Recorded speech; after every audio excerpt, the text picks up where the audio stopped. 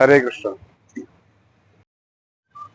ഇപ്പോ ഞാൻ പറയാൻ ആഗ്രഹിക്കുന്നത് കുട്ടികളുടെ ജീവിതത്തിന്റെ വിജയത്തിന് നമ്മള് രക്ഷിതാക്കൾ കുട്ടികളെ വളർത്തുമ്പോൾ അവരെ എങ്ങനെ വളർത്തണം, ഏത് വിശ്വാസത്തിൽ അധിഷ്ഠിതമായി വളർത്തണം, ഇത്തരം ചർച്ചകൾ നമ്മുടെ മനസ്സിൽ വരുമ്പോൾ ഇപ്പൊ വളരെ കൃത്യമായിട്ട് എനിക്ക് ഉത്തരമുള്ളത് കൃഷ്ണവിശ്വാസത്തിൽ കുട്ടികളെ വളർത്താം. നമുക്ക് വളരെ കൃത്യമായ ഒരു കുട്ടികളെ വളർത്തുന്ന ആ രക്ഷിതാവിന്റെ ഉത്തരവാദിത്വം നിർവഹിച്ചുകൊണ്ട് നമുക്ക് സമാധാനപരമായ ഒരു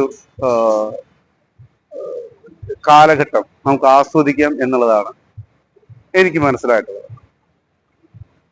നമുക്ക് ഏറ്റവും അത്യാവശ്യമായിട്ടുള്ള ഒരു കാര്യം കുട്ടികളുടെ ഭാവി എങ്ങനെയാവും എന്ന ആശങ്കയ്ക്ക് ഒരു ഉത്തരം ഉണ്ടായിരിക്കുക എന്നുള്ളതാണ്. ഇവിടെ ഈശ്വരൻ എന്ന സത്യം കൃത്യമായി നമുക്ക് അനുഭവപ്പെടുമ്പോൾ നമുക്ക് മനസ്സിലാവുന്നത് ആശങ്കയ്ക്ക് സ്ഥാനമില്ല എന്നുള്ളതാണ്. ഒരു ഈശ്വരൻ നമ്മെ വളർത്തുന്നു, അതായത് കുട്ടികളായിരുന്ന നമ്മെ തന്നെ ഈശ്വരൻ വളർത്തി ഇന്ന് രക്ഷിതാവാക്കി മാറ്റിയിരിക്കുന്നു.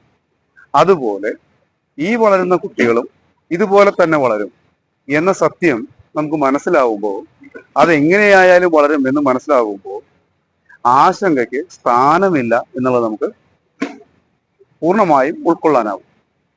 അവരെ പഠന കാലഘട്ടത്തില് പരീക്ഷകളിൽ അവർ പ്രിപ്പയർ ചെയ്യുന്ന സമയം, അവര് പഠിക്കാൻ ഇരിക്കുന്നു, പഠിക്കുന്നുണ്ടോ, പഠിക്കുന്നില്ലേ, ഇത്തരം ആശങ്കകൾ, ഇവർക്ക് എത്ര മാർക്ക് കിട്ടും, ഇവര് സമൂഹത്തിൽ മറ്റു കുട്ടികളോട് മത്സരിക്കാൻ തക്ക നിലവാരത്തിൽ മാർക്ക് കിട്ടുമോ, ഇത്തരം ആശങ്കകളാണ് പരീക്ഷാ സമയങ്ങളിൽ രക്ഷിതാവിന് മനസ്സിൽ കൂടുതലായിട്ടും വരിക. ഇത്തരം ആശങ്കകൾക്ക് കാരണം രക്ഷിതാവ് കുട്ടികളെ ബുദ്ധിമുട്ടിക്കാനുള്ള, അല്ലെങ്കിൽ ഇങ്ങനെ പഠിച്ചത് പോരാ, ഇങ്ങനെ ചെയ്തത് പോരാ എന്ന രീതിയിൽ കുട്ടികളെ ബുദ്ധിമുട്ടിച്ചുകൊണ്ട് കൂടുതൽ നിങ്ങൾ റിസൾട്ട് വാങ്ങണം, കൂടുതൽ നല്ല മാർക്ക് വാങ്ങണം എന്ന രീതിയിൽ പറഞ്ഞു ബുദ്ധിമുട്ടിച്ച് നിർബന്ധിച്ചു ഒരു കുട്ടികൾക്ക് ബുദ്ധിമുട്ടുള്ള ഒരു കാലഘട്ടം ഒരുക്കുന്ന പോലെയാണ് സ്കൂൾ വിദ്യാഭ്യാസ കാലം നീങ്ങുന്നത്.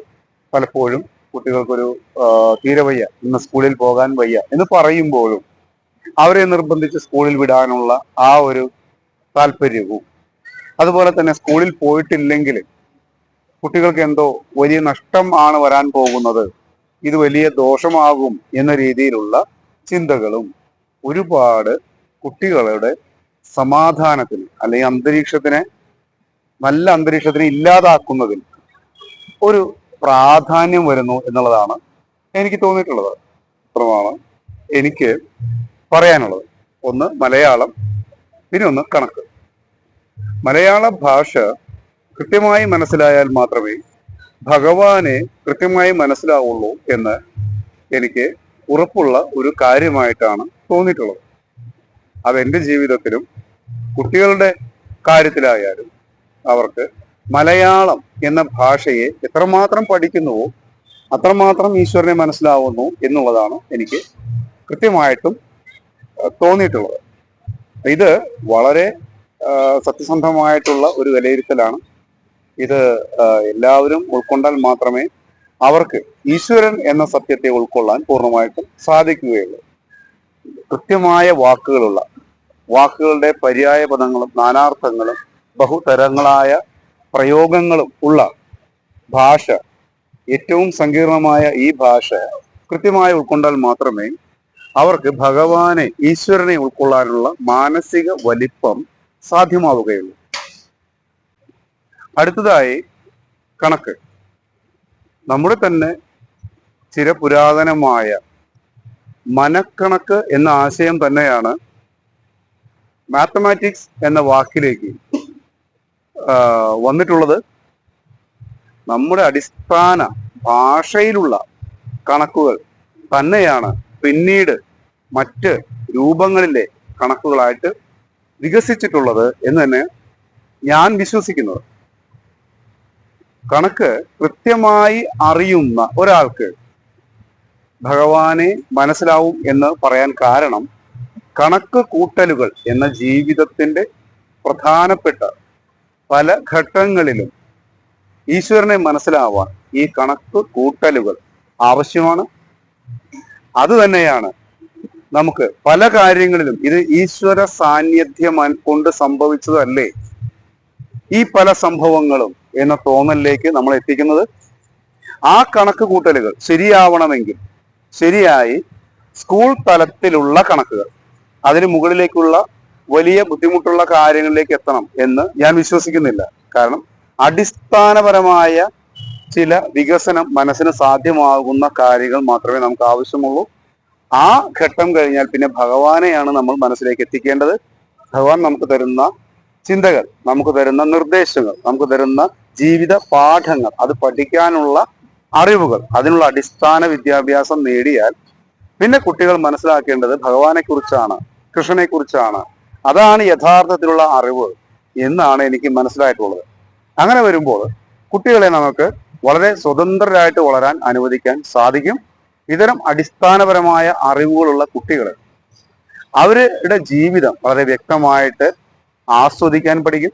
അവരുടെ ജീവിതത്തിൽ എന്ത് ഡയറക്ഷനാണ് അവർക്ക് വേണ്ടത് എന്ന് മനസ്സിലാക്കാൻ സാധിക്കും.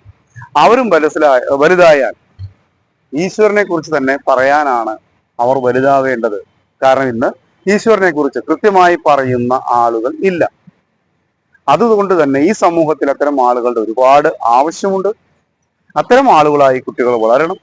അങ്ങനെ വളർന്നാൽ കുട്ടികൾക്ക് മറ്റു കുട്ടികൾക്ക് മാതൃകയാവാൻ സാധിക്കും. അതായത് നമ്മുടെ കുട്ടികൾ മറ്റു കുട്ടികൾക്ക് മാതൃകയാവും. ജീവിതത്തെക്കുറിച്ച് വലിയ ആശങ്കകളില്ലാത്ത, വലിയ ടെൻഷനുകളില്ലാത്ത ഒരു ജീവിതം അവർക്ക് നയിക്കാനാവും. ജീവിതത്തിൽ എന്താവണം എന്ന് ഈശ്വരൻ തീരുമാനിച്ചിട്ടുണ്ടെങ്കിൽ അതായിരിക്കും എന്ന ഉറപ്പ് നമുക്ക് കൊടുക്കാൻ സാധിച്ചാൽ അവർ കൃത്യമായി വളരുകയും അവരുടെ ജീവിതം ആസ്വദിക്കുകയും ചെയ്യും. നമ്മൾ പല ആളുകളും പല രീതിയിൽ വളർന്നു പോകാനും പല രീതിയിൽ ആകുവാനും ആഗ്രഹിച്ചിട്ട് അതിൽ നിന്നും വ്യത്യസ്തമായ ഒരു വളർച്ചയാണ് പലപ്പോഴും നേടിയിട്ടുള്ളത്. അപ്പൊ നമുക്കറിയാം, ജീവിതം പലപ്പോഴും സംഭവിക്കുന്നത് ആകസ്മികമായോ അല്ലെങ്കിൽ ഈശ്വര നിശ്ചയ കൊണ്ട് സംഭവിക്കുന്നതോ ആണ്. അതിനാൽ ഈശ്വര നിശ്ചയപ്രകാരം കുട്ടികളെ വളർത്തുക എന്നുള്ളതാണ് നമുക്ക് ഈ വിഷയത്തിൽ തീർച്ചയായിട്ടും പറയാനുള്ളത്. അങ്ങനെയാണെങ്കിൽ കുട്ടികൾക്ക് ആശങ്കകളില്ലാതെ വളരാനും അവർ മറ്റു കുട്ടികൾക്ക് മാതൃകയാവാനും സാധിക്കും എന്ന് വളരെ നിശ്ചയപൂർവ്വം നമുക്ക് പറയാൻ സാധിക്കും. ഹരേ കൃഷ്ണ.